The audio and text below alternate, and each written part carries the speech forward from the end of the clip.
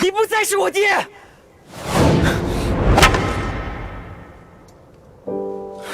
上！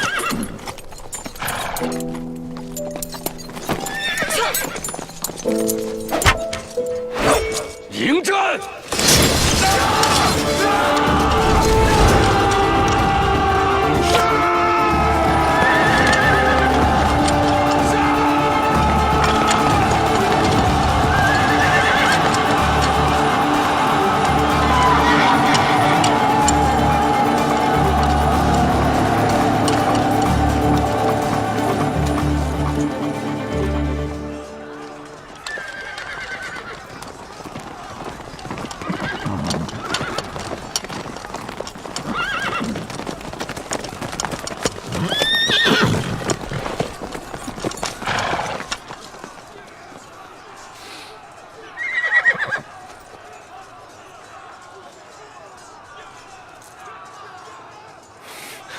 爹，我一定会让你后悔。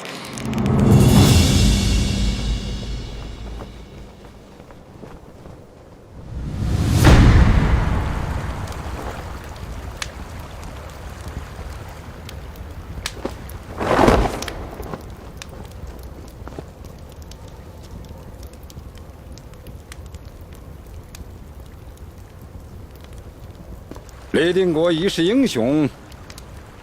可惜不识时务啊！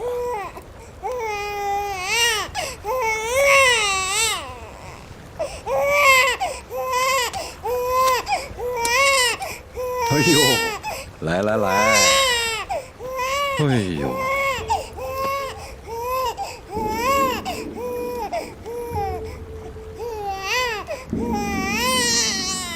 嗯？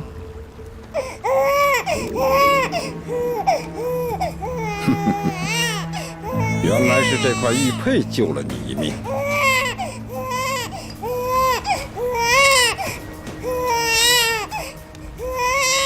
你父王斩杀我数员上将，现在我就用你来祭奠他们的亡灵。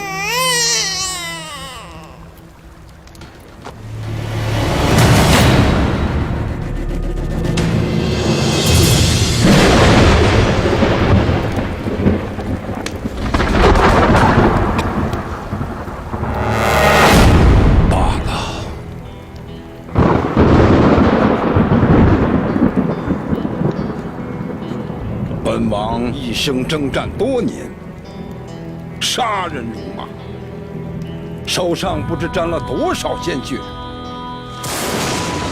可却从未亲手杀过婴儿。今天，我就把你留在这战场上，是生是死，就看你的造化了。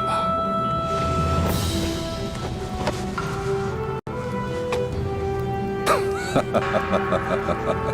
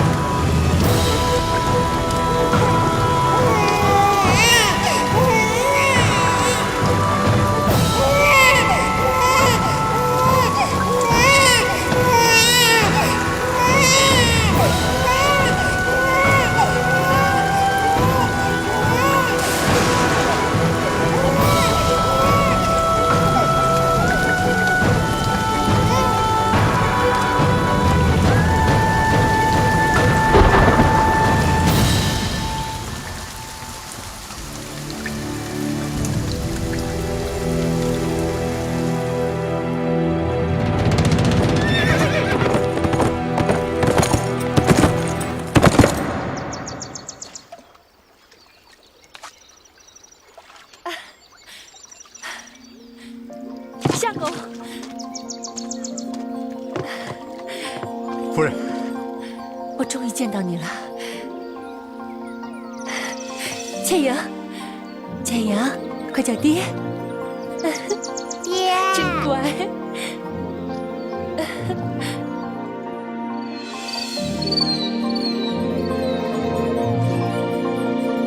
这就是明珠谷了。早在多尔衮率清军入关之前，崇祯皇帝就预感到大明江山不保，于是他未雨绸缪，设置了3处秘密基地，为的就是将来有朝一日能光复大明。这其中一处，便是明珠谷。许多不肯归顺大清的高人骑士，全都隐居在此。果然是一处世外桃源。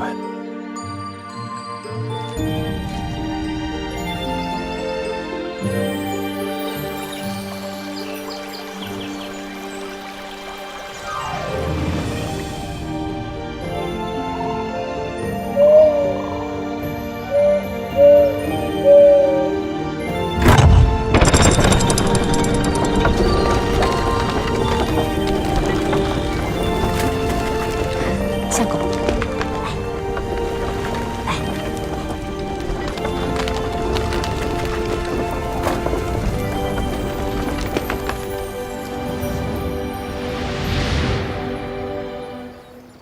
久闻樊先生大名，为辅佐永历帝与妻女分离，现在总算是一家团聚了。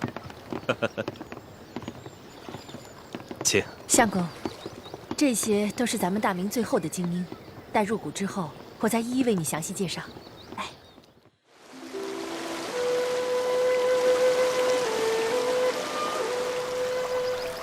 义父，你今天怎么肯带我出谷玩了呀？今天是你7岁生日，你从小到大都没有离开过明珠谷，所以义父今天带你出谷开开眼界。哇，那我是不是能吃到很多很多好吃的？你呀，就是挑食。确实，在谷中也没什么好吃的。易欢，今天你想吃什么，义父都买给你。哇，真的吗？嗯。太好了，我的义父最棒了。走。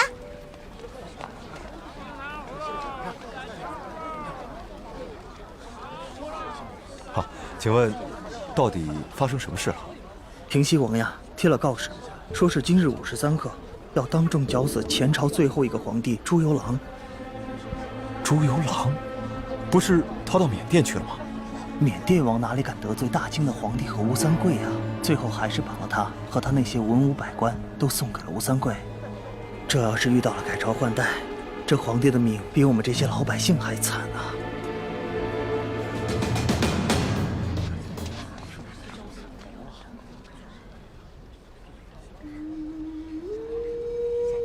台上跪着的那个男人，还有他旁边跪着的那个女人，你好好的看看他们，记住他们的样子，永远都不要忘记。他们是谁啊？我为什么要记住他们的样子，永远不忘？先别问为什么，听义父说，好好看看他们。这是你第一次看见他们，也是最后一次看见他们了。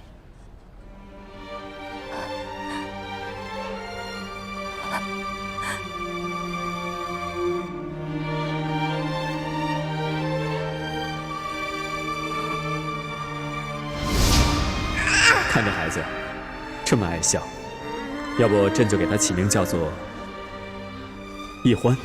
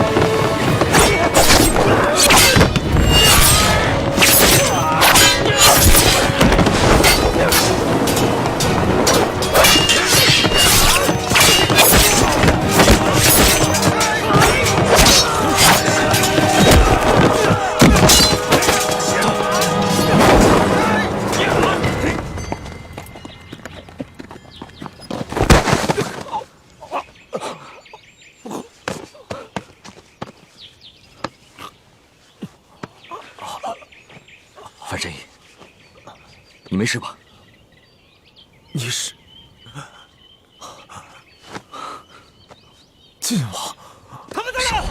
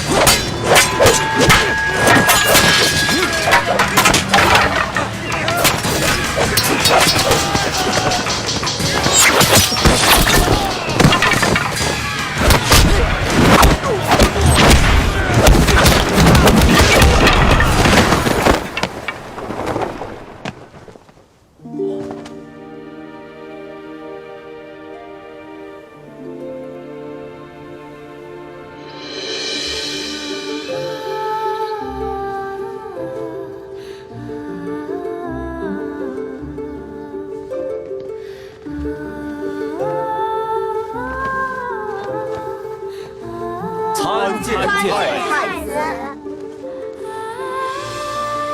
平身。谢太子。太子，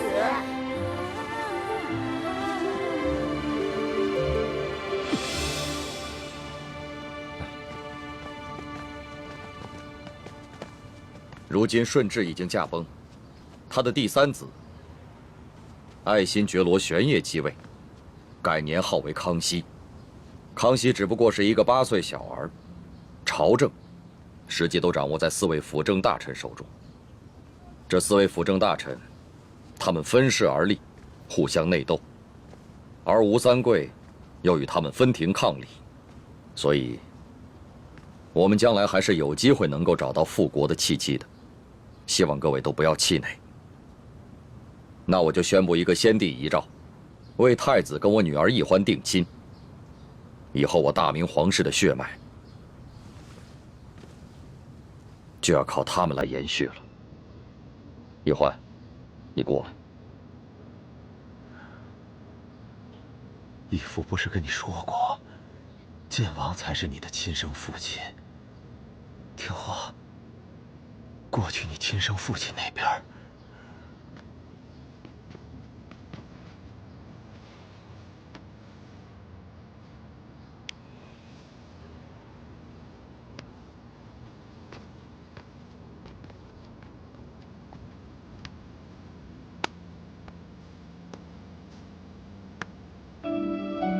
从今往后，你们要互敬互爱，相互帮助。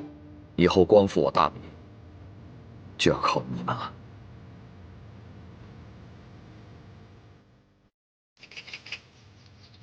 孩子们，从今天起，我们几位师傅将要对你们进行严格的培训。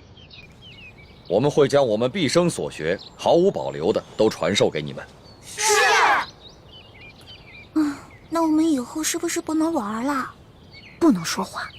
我负责传授你们兵法、战略战术。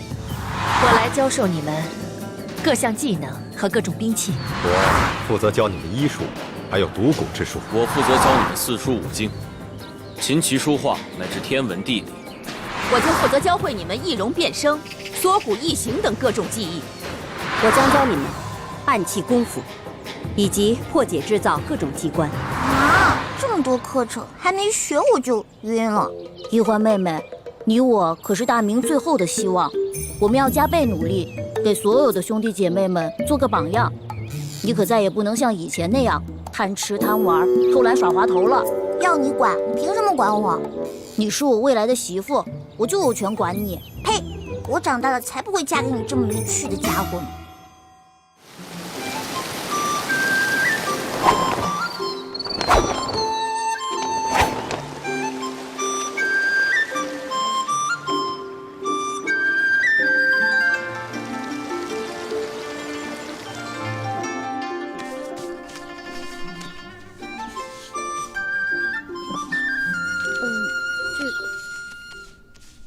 借我一下。画的真好看。你这么画的画，吴师傅，这是我做的。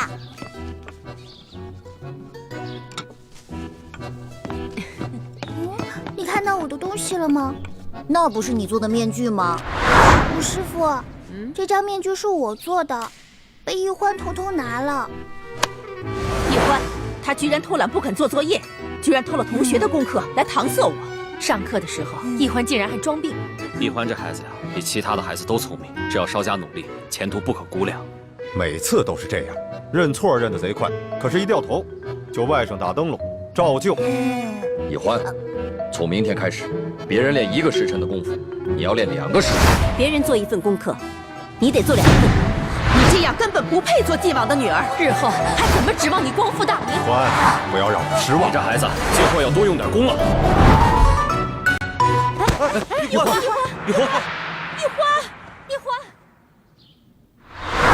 花儿的病有起色吗？花儿这孩子，打从刚出生就掉落在了地上，又在雨水里浸泡了1天，所以才落下了头疼的印记。我已经想尽了办法，只能延缓他的痛苦，却不能根治。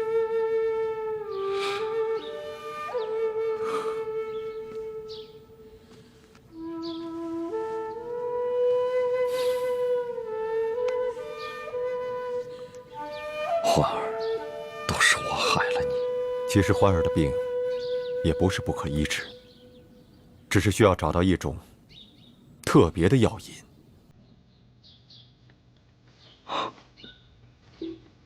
什么药引？我师父说过，世间的疑难杂症都是与个人命中注定的劫数有关，要破此劫数，必须要有贵人的助力。如果能有龙珠来做药引，也许能治好欢儿头疼的隐疾。龙珠？对，龙珠。龙珠就是皇帝的眼泪。我曾经听民间的说书人说过杨家将的故事。相传当年杨六郎因病不能出征，需要龙须凤发才能医治。这龙须就是宋皇的胡子，这凤发就是辽国萧太后的头发。后来孟良交赞想尽办法弄到了萧太后的头发，治好了杨六郎的病。可是现在大明已经亡国，在复国之前，太子也不能算是真龙天子。难道只有爱新觉罗玄烨的眼泪才能称得上龙珠？可古往今来，又有哪一个皇帝肯轻易落泪？就算有龙珠，我们又怎么能够得到来治欢儿的病呢？义父，诸位师长，你们不必忧心，我将来一定光复大明，登上皇位。欢妹若需要龙珠，我管够。太子有此志向，实乃我大明之幸啊。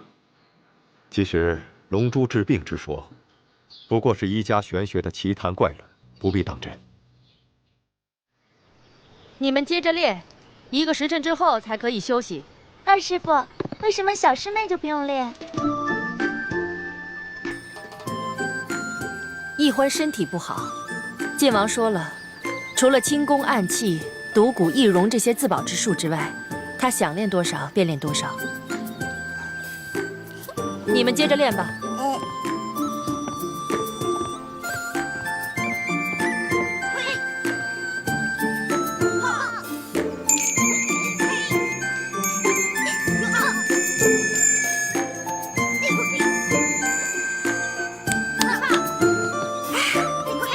周哥哥，易欢，你别捣乱。雪姐姐，把你的手往前伸一点。姐姐你好棒啊！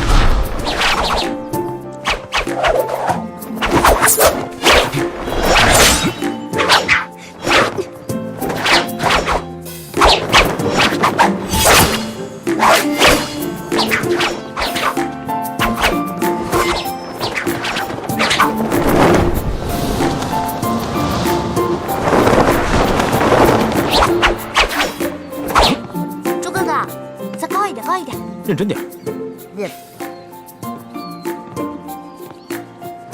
哎，樊姐姐这样不错，非常标准。干嘛呀，叶哥哥？你想刺死我啊？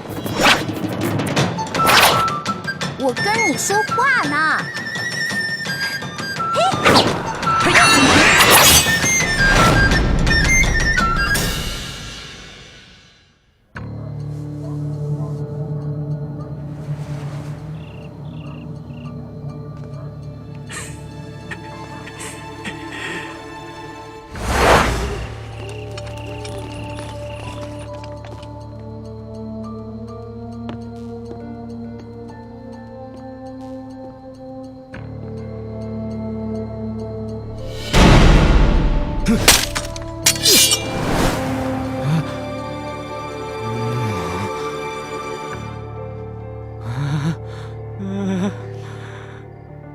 美人27、28、29、90。谁？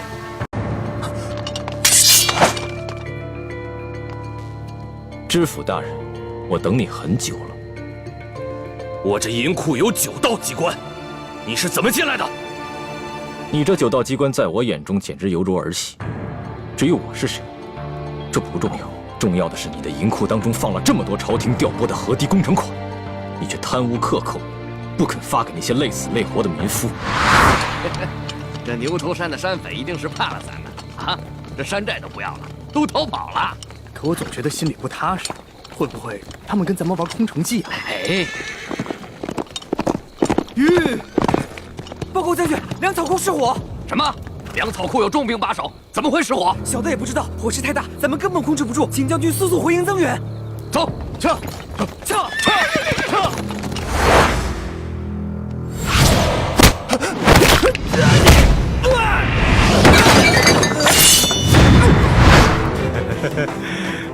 美人。把最新的军事装备图册交给我吧。好，没问题。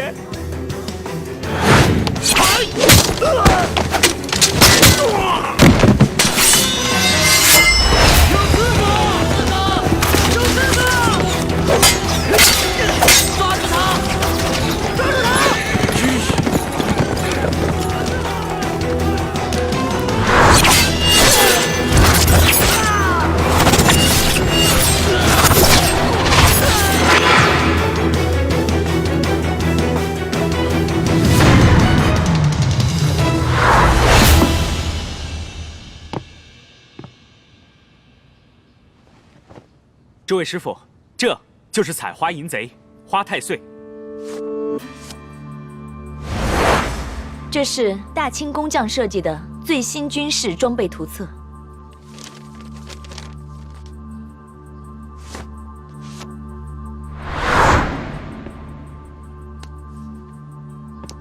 清军包围了牛头寨，牛寨主飞鸽传书求救，这是牛寨主赠送给咱们明珠谷的信物。牛寨主说了，从此以后，愿听从我们明珠谷的号令。好了，现在到你这个大师兄了。诸位师傅，徒儿身为大师兄，理应给师弟师妹们做好表率，所以这次特意完成了2份作业。哦，这第1份便是诛杀川南恶霸南霸天。第2呢？这第2份作业便是惩罚同州知府徐国庆。义父，这徐国庆虽然克扣了朝廷的工程款，但罪不至死。更何况，他还有9旬祖母跟7旬老母在堂，所以，我只是逼他发放了克扣的工程款，砍下了一只左手，以示惩戒。很好，太子处置的十分得当。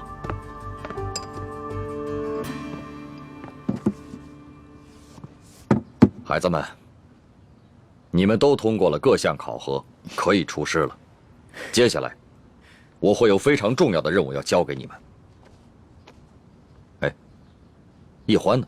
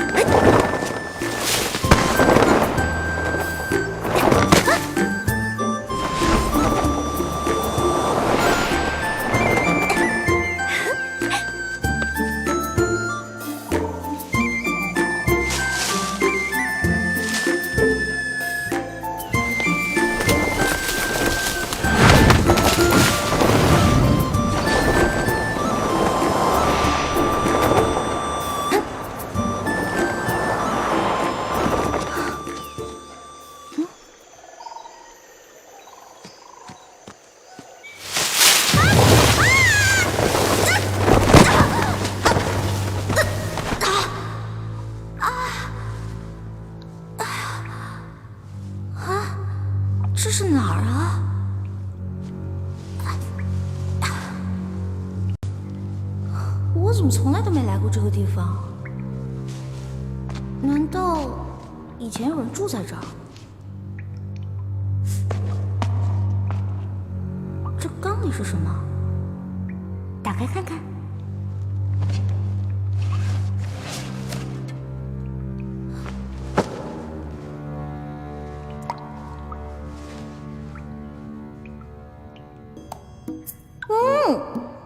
原来是野山葡萄酒啊！这还有野山葡萄酒呢。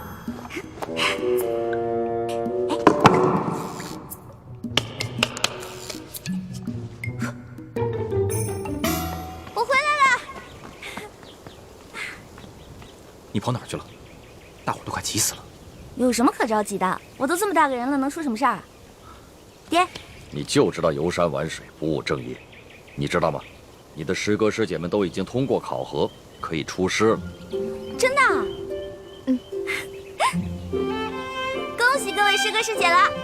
薛姐姐，那你到江湖可什么事儿都得分享妹妹一份，好吃的好喝的都得给我留着，知道吗？没问题。就你那三脚猫的功夫，跟着你师哥师姐们，还不是拖累他们？才不会呢！你也太小气了吧！师哥师姐才不会呢，他们会有福同享，有难独当的，是不是？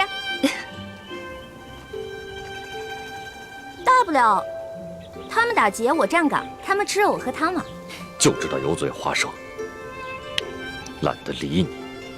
马上跟我回去，过一个时辰，面壁思过。贵就贵。走了。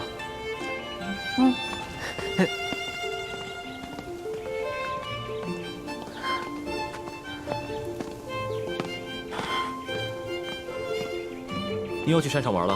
你不知道山上有野兽出没吗？很危险的。哎呀，你怎么跟我爹似的？哎，不过我在山上发现一个特别好玩的地方。你呀，就知道玩。什么好玩的地方？也不知道是谁在那个山洞里啊，放了一大缸葡萄酒。真的？不许再去了。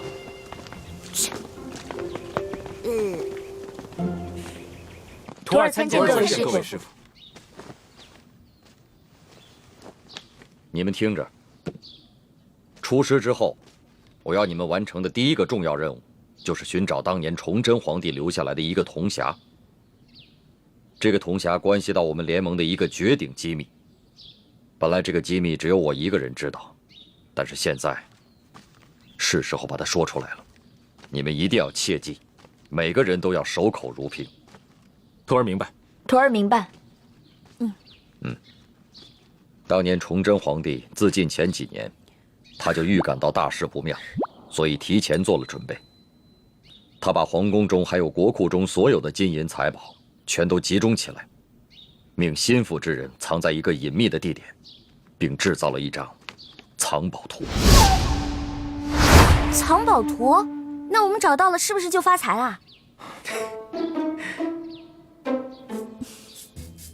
除了这些用以光复大明的财宝，崇祯皇帝还秘密筹建了3个基地。这第一个基地现在在台湾，由延平王郑经领导；2号基地就是咱们的明珠谷，由我和谷主陈胜男来领导。这第3个基地更隐秘，连我都不知晓。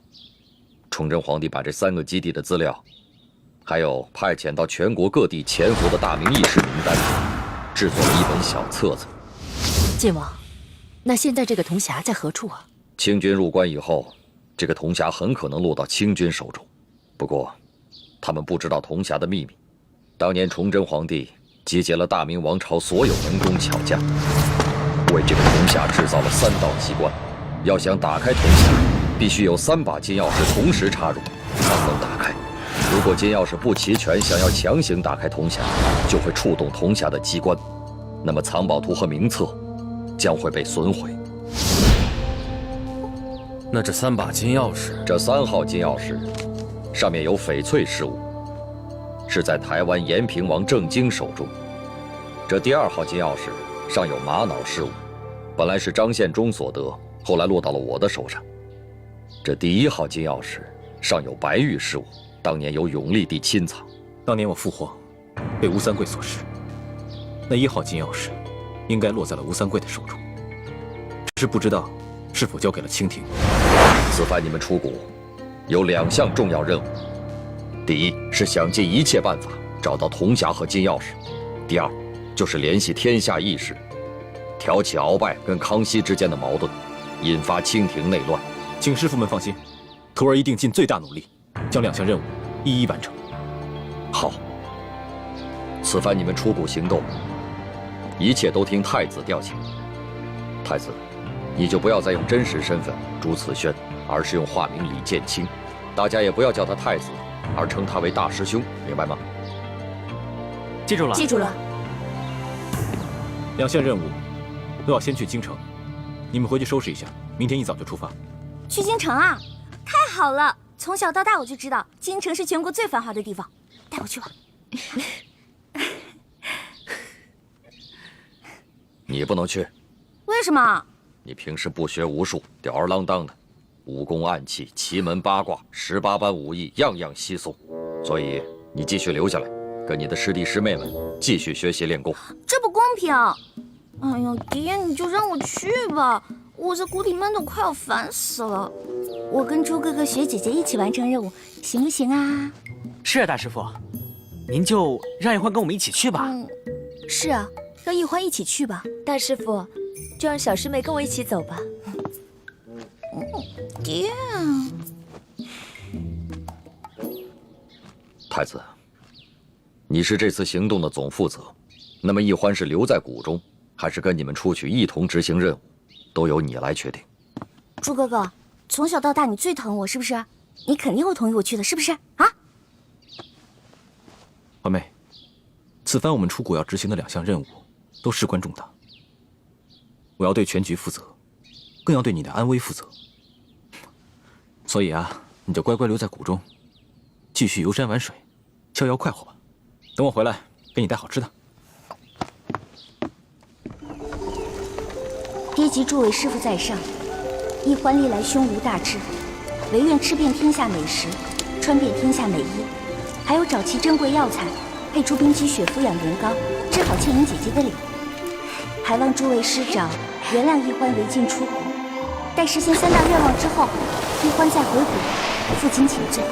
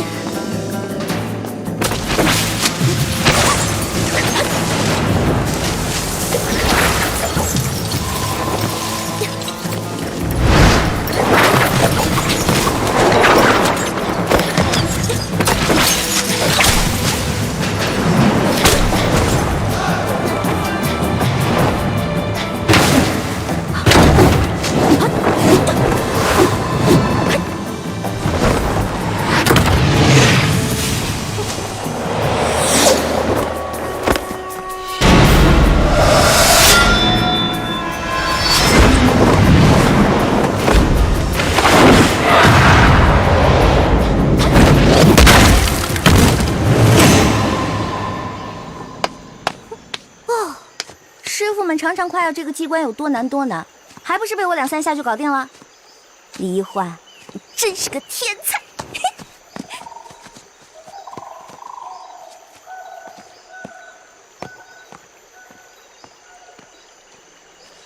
范先生，你立刻飞鸽传书给太子他们，告诉他们，一欢已经出谷，让他们务必保护好一欢。既然晋王担心公主的安全，为何还要故意简化机关，放她出谷呢？唉，晋王，7年前，当时我逼不得已，就自作主张，就把公主跟你儿子给调包了。7年前，我亲手射杀的女儿，竟然是我大明朝最后一个公主。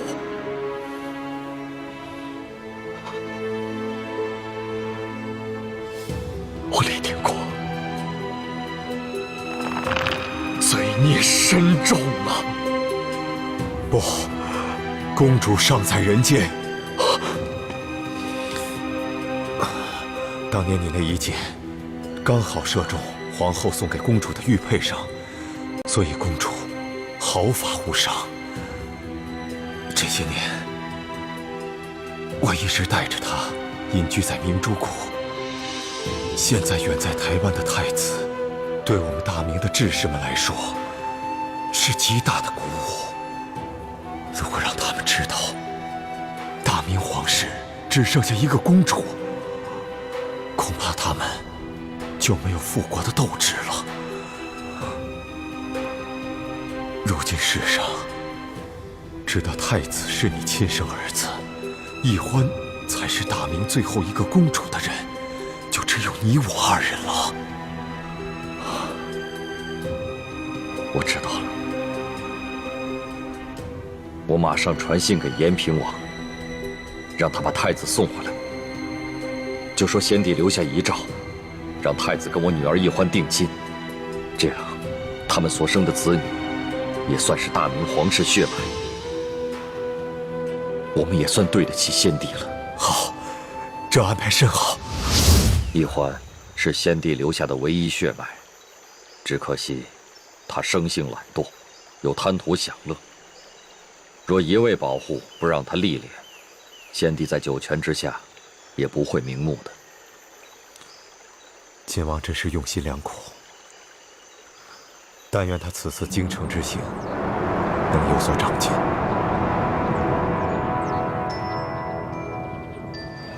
你看桃仁，好多看。好这个。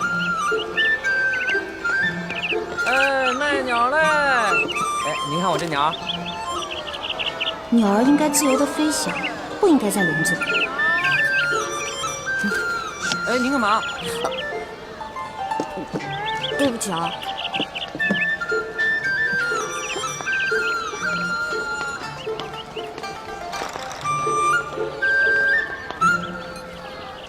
师傅们都说清廷无道，民不聊生。可为什么京城又如此繁华呢？难道是师傅们久未出国，已经不知道这个世界变了？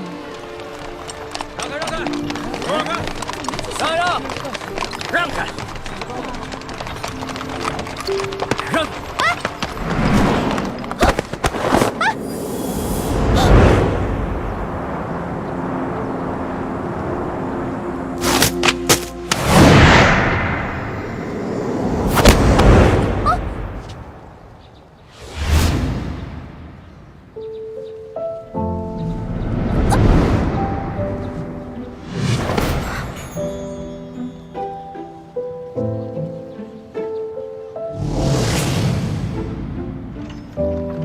哎，小孩儿，哎，干嘛呢你？啊？对不起啊。不妨事。是，少爷。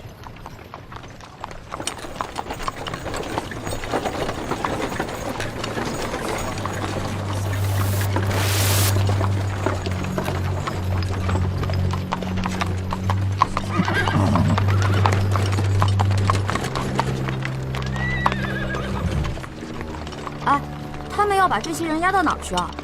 还能去哪儿？当然是菜市口了。菜市口，卖菜的地方。哼，菜市口你都不知道啊？菜市口是朝廷行刑的刑场。那他们犯了什么罪啊？那车上还有婴儿呢，也要被砍头啊？哎，他们可是前明的余孽，口口声声要光复大明，这都是特等的大罪，是要诛九族的。当今皇上这么残暴，诛九族，怪不得这些人要光复大明。我说臭小子，你胡说什么呢？啊，你信不信我？哎，这位小兄弟，不过随便说说，不妨事。是。小兄弟，听你的口音，不像是京城人吧？第一次来。来京探亲访友的。算是吧，主要我想看看紫禁城长什么样，再吃点京城的美食。如果有机会能看到皇上长什么样就好了。要瞧紫禁城容易啊，远远的看一眼也就是了。要是京城的特色美食，京城第一酒楼一定能包你满意。但是皇上身居大内，可不是你想瞧就能瞧见的。瞧不见就算了呗，我也只是好奇而已。哎，你们说那暴君是不是长得青面獠牙，极其恐怖啊？你胡说什么呢？啊，你又没见过皇上，凭什么说皇上长得青面獠牙？还诅咒说皇上是什么暴君？你找死啊！本来就是，我虽然没看见过皇上，可他动不动就株连九族，连生下的婴儿都不放过，不是暴君是什么呀？你要再敢胡说，我就把你……可我听说，当今圣上年少，虽然早已亲政，可朝政依然把持在辅政大臣手中。你说的暴政，可不关康熙皇帝的事儿啊。你说的这些啊，我都听不懂，但我只知道，皇上贵为天子，就要为老百姓负责，既已亲政，还让鳌拜为所欲为。我看啊，他不是暴君，那也是个昏君。你要再敢胡说，我立刻……他说的对，任由朝政把持在他人手中，不是暴君，也是昏君。瞧他那把扇子很是名贵，我还是不要招惹这种人为妙。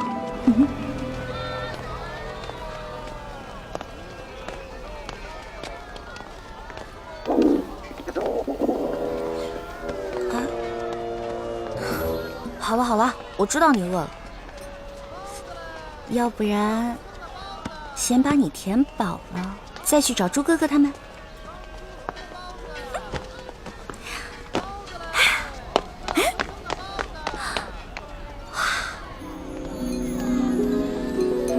这难道就是刚才那位富家少爷说的京城第一酒楼？那全京城最好吃的东西，肯定就在里面了。您慢走。哎呦，客官，您里边请。您请。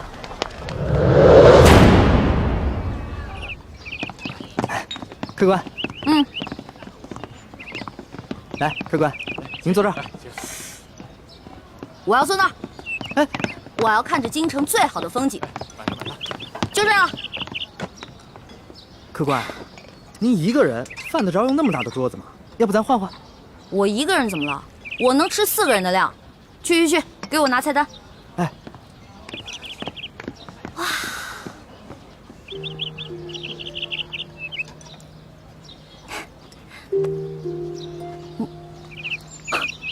好巧，又见面了。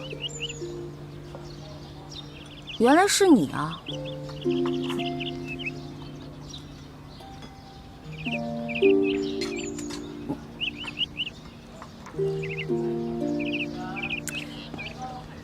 哎，这位大哥，你干嘛总盯着我看啊？我脸上长花了。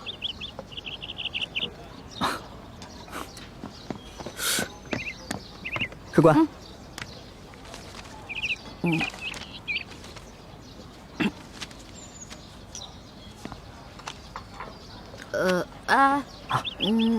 他桌子上的菜给我来一模一样的。客官，那桌还有客人没来，您点那么多，一个人吃得完吗？哎，你管那么多干嘛呀？我让你去给我做，你就赶紧做。哎，等一下，再给我来一壶好酒，我要你们酒楼里最好的酒。好嘞。去吧。哎呀，京城的鸟啊，走你！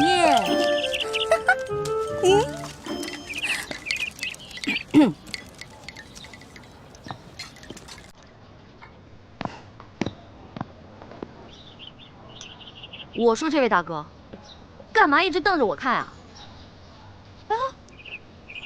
还瞪我是吧？行，今天你瞪我，那我就瞪你，看谁瞪得过谁。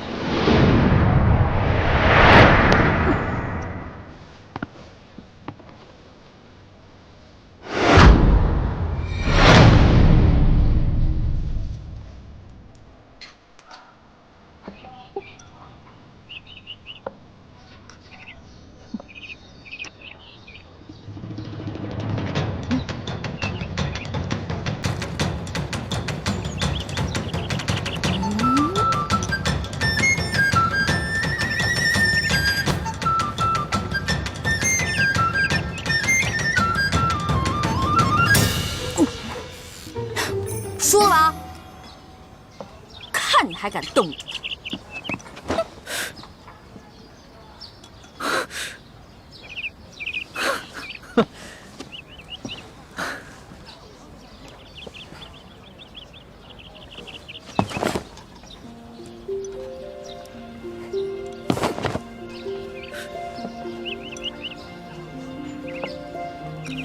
无赖！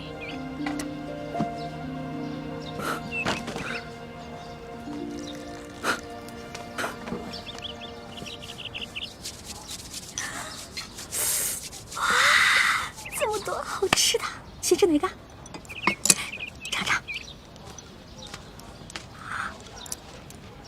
嗯。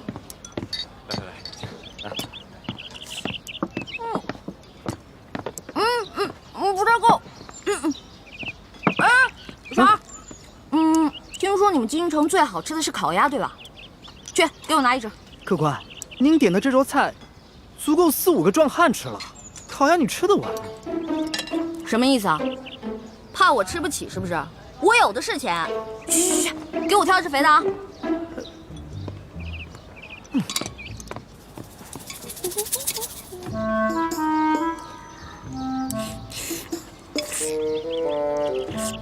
客官，烤鸭。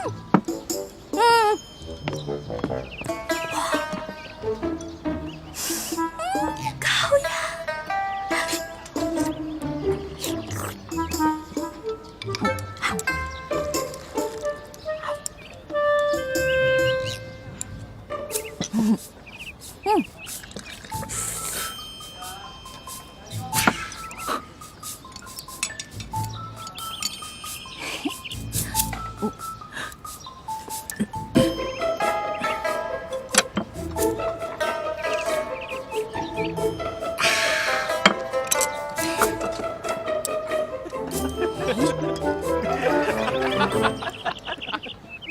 你看他这吃相啊！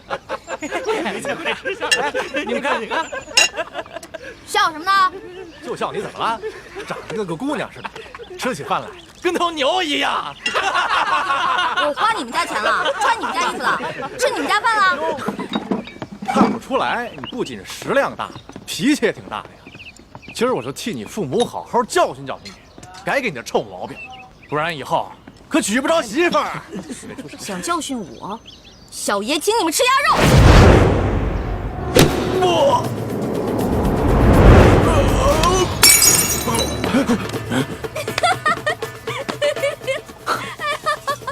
找死！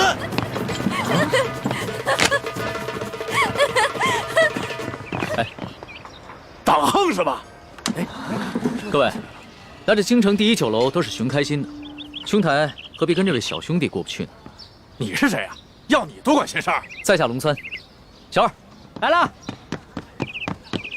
怎么了，几位爷？这样，你给这位客官加几个好菜，再加1壶好酒，都记在我账上。在下替这个小兄弟向你赔个不是。哎，来，几位爷消消气儿，这边请。小二，这些银子够不够？够，用不了这么多，剩下的都赏你了。好，谢谢爷。果然是个富家公子，哼，有钱了不起啊！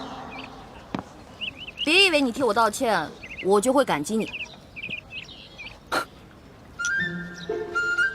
嚯！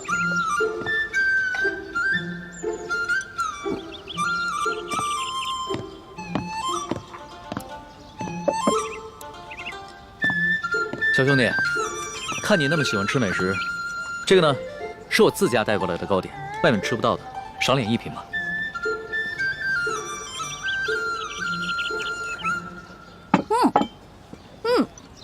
这个真好吃，你们家厨子可真厉害。哎，你那个大个子跟班呢？啊，我让他出去办事了。可惜我吃的太多了，这也吃不下了。小二，哎，来了。你帮我把这些全都包上，我要带回去。哦，好，那请先结下账。哦。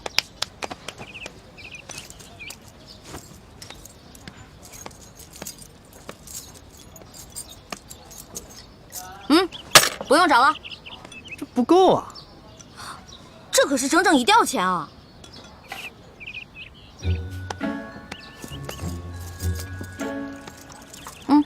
拿去。这还差得远呢。这回够了吧？只够个零头。这么多钱只够个零头？你这京城第1酒楼的菜也太贵了吧？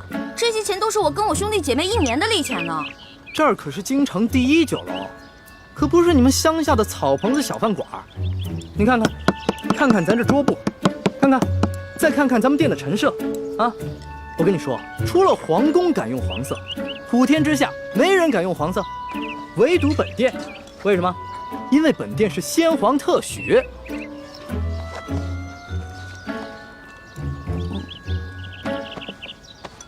啊，这样吧，这顿饭钱我来出了。哎，且慢。虽然我知道你比我有钱，但是我也知道，无功不受禄。这样吧，我能不能先欠着，等我哥哥来了以后再付给你？可以啊，但是把你刚才掏的那块玉压在本店。带着这块玉赶回客栈，晚上会有别的叔叔接你回明珠谷。义父，你要去哪儿啊？我要跟你在一起。义父要为刚刚被绞死的那几个人收尸，这件事情太危险，你不能跟着我。那些被绞死的人跟咱们有什么关系啊？义父为什么要去给他们收尸？你还小，你不明白。记住，这块玉是你亲娘留给你的最后遗物，也是唯一能证明你身份的信物。你千万不能把它弄丢、弄脏。不行，这是我娘死前留给我的唯一遗物，不能给你。那客官的意思就是要吃霸王餐了。小兄弟，这个京城第一酒楼有个不成文的规矩，礼敬天下身怀绝技的能人异士。所以呢，你要是有什么绝技的话，能露出个1-2手，这样的话就可以免了这顿餐费。对，如果你实在没有现银的话，可以露手绝技给大伙瞧瞧。那什么样的绝技啊？来，小兄弟，你看到这上面挂的字画了没有？只要你能题一首诗，写一首好字儿，或者是画一幅画，就够格了。不瞒兄台，诗词歌赋、书法绘画，我样样都会，但是可能比不上这上面的墨宝吧。若是小兄弟觉得自己文采稍逊的话，那会不会什么别的，比如某种乐器、舞蹈，或者武功杂艺？没错，乐器嘛，我会好多种，舞蹈、杂艺、18般武艺，我也都会那么一点点。但是绝技，恐怕还谈不上吧。原来客官所学杂而不精啊！你，哎，人的精力是有限的，这位小兄弟啊，年纪轻轻的就什么都会，已经是很难得的奇才了。这样吧，小兄弟，你就挑你最精湛的技艺来露一手，看看是否合格。若是不够格的话，我来给你做担保，等你找到你哥哥再来结账不迟。好，就听龙少爷的，挑个您最拿手的，来一个给大伙瞧瞧。好，来一个。多谢兄台。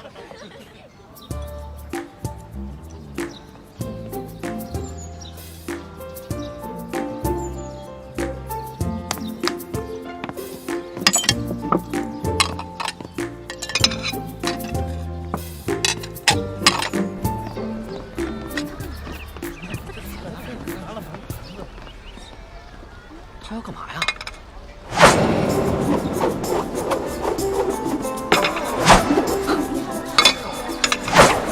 小兄弟，你这手上功夫虽说不上如何，但也算不错。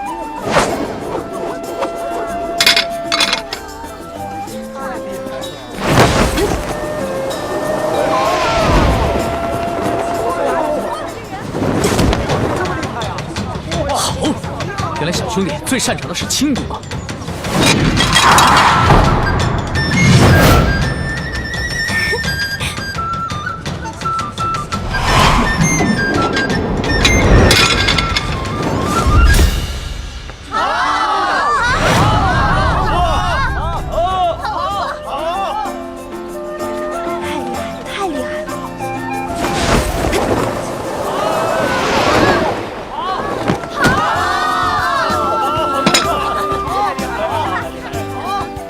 可以走了吧？当然可以，还请您留下高姓大名，下次再来本店提您名字可以打折。姓名就不必了，朱门酒肉臭，路有冻死骨。你这京城第1酒楼的一顿饭，够我跟我兄弟姐妹过1年了。先撤了。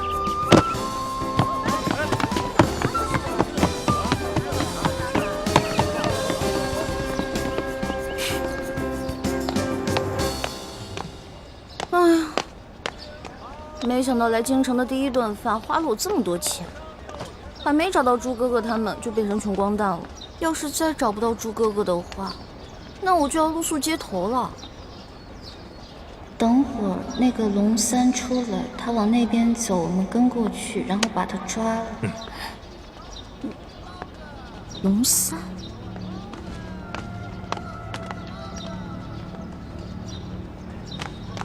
哎，兄台，我这样追上你呢。哎，兄台，喂。